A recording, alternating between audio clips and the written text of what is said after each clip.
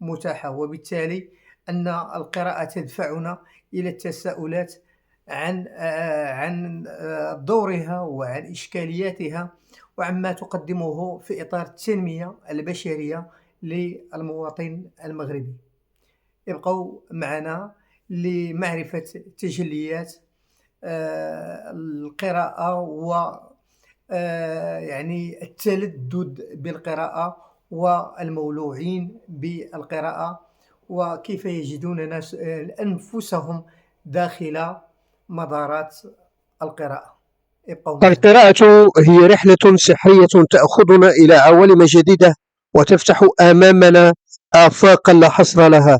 إنها ليست مجرد وسيلة للمعرفة، بل هي أيضا بوابة للهروب من واقع الحياة اليومية إلى فضاء أوسع وأرحب. الكاتب جي دي سالينجر على سبيل المثال كان يعتقد أن القراءة تتيح لنا الفرصة للتفاعل مع أصوات وأفكار شخصيات لم نلتقي بها في العالم الحقيقي، مما يضفي على حياتنا غنى لا مثيل له. هنري ديفيد تورو الكاتب الأمريكي الذي كتب ويرى أن في القراءة وسيلة للتواصل مع العقول العظيمة التي سبقتنا وللاستفادة من حكمتهم وتجاربهم.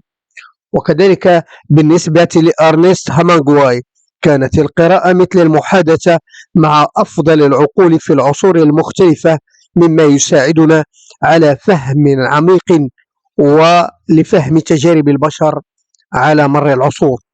من جهة أخرى يرى الكاتب مارك توين أن القراءة تقدم متعة لا تضاهي. قبل ما تخرجوا ما تنسوش تابوناو في لاشين يوتيوب وبارطاجيو الفيديو مع أصحابكم في مواقع التواصل الاجتماعي، وما تنسوش ديروا جيم. قبل ما تخرجوا ما تنسوش تابوناو في لاشين يوتيوب وبارطاجيو الفيديو مع أصحابكم في مواقع التواصل الاجتماعي، وما تنسوش ديروا جيم.